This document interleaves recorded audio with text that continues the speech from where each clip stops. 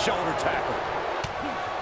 Byron, ever since Strowman's arrival in WWE, I think we all knew that he was a dangerous man, but I don't think anybody truly realized what he was capable of until his rivalry with Roman Reigns. Oh, I'd agree, Michael. And to say that Strowman opened a lot of eyes during that rivalry would be a gross understatement, especially when you look at what he did to Reigns while inside an ambulance. All the budding tag teams out there hoping to one day make it to the big stage better be watching this match with a notepad in hand, because you can bet this is going to be a lesson in how it's done. Guys, we absolutely have to elaborate more on Strowman in the ambulance. Remember, not only did Strowman brutally assault Reigns to put him in the ambulance, he followed it up by literally tipping the ambulance over. With Reigns inside of it. And you know what? It's a miracle that Reigns didn't suffer career-ending injuries that night.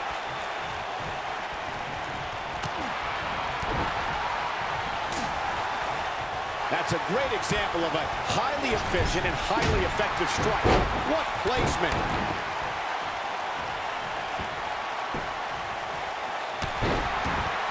Just a clubbing axe handle. Oh, man, right to the arm. Hyperextend your elbow.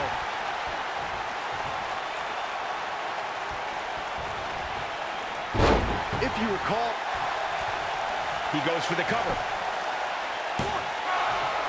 Braun Strowman gets the shoulder up. Gonna take more than that.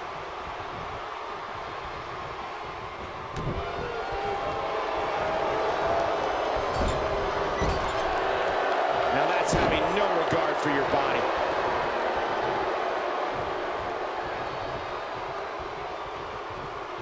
As Byron alluded to, Drew McIntyre's initial run in WWE had ups and downs, but ever since his return in 2017, I'd say McIntyre's among the most dominant superstars on the roster. As would the people he's defeated since return. Looking to lock it in here. Oh, and he breaks free. But the damage might have already been done, Michael. Hooked up. A nice shot by Drew McIntyre.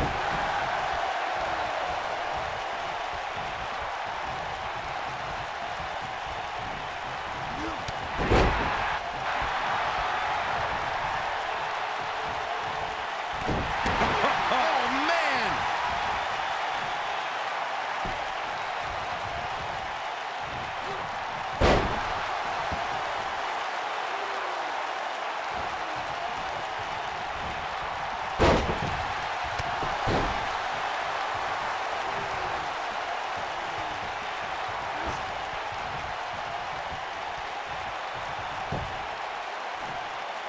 Byron, let's say you're in there with Roman Reigns. What's your strategy to take down the big dog?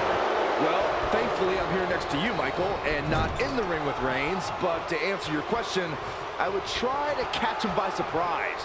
It definitely worked for Sheamus at Survivor Series in 2015. And he lands right on the small of his back.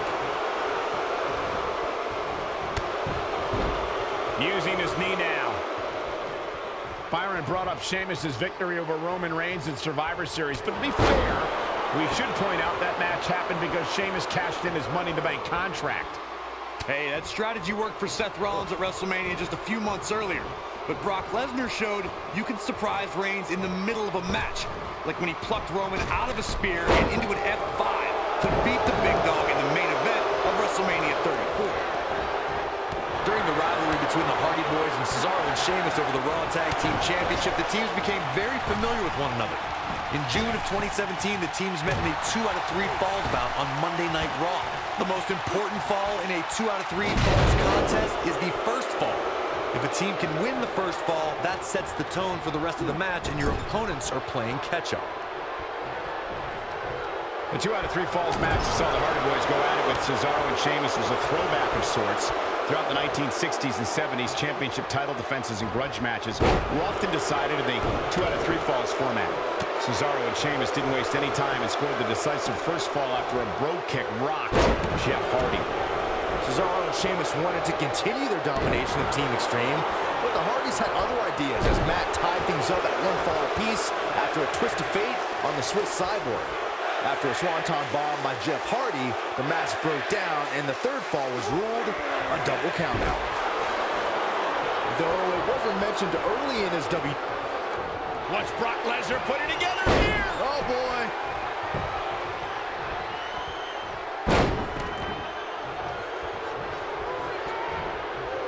And Brock Lesnar nails it. Just when you thought he had nothing left. It's got to be hard to rebound from that one. Well, Roman first had dreams of dominating the gridiron after an incredible college career at Georgia Tech. Sports entertainment is in his blood. When you talk about Roman Reigns' family in this business, you're talking about a dynasty, a Samoan dynasty, and it's something an opponent doesn't want any part of. You're talking about generations of warriors.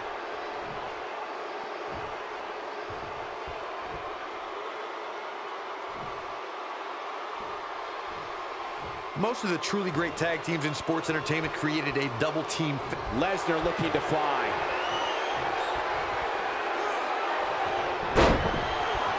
With an F5!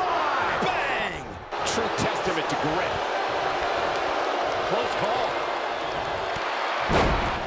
Roman Reigns just too fast for him. He lands the belly to belly. Corey, a few moments ago, you mentioned some of the great tag team finishing moves in sports entertainment history. Don't forget about the 3D from the Dudley Boys, or the double drop kick from the 2017 WWE Hall of Famers, the Rock and Roll Express. In tag team action, like in singles competition, once a duo nails their opponent with their finisher, that should signal the beginning of the end. It can take a long time for a tag team to decide on a double team finisher, but I agree. A team needs one, and it should be something that can be administered to any opponent. That's when a finishing move is truly effective. And since we're talking about tag teams, remember you and your partner have until the referee's 5 count to execute the move. As you may remember, Kurt Angle actually fired Braun Strowman back in January of 2018. And guys, I can't help but wonder how different the WWE landscape would be if that firing actually stuck. No, reverses it.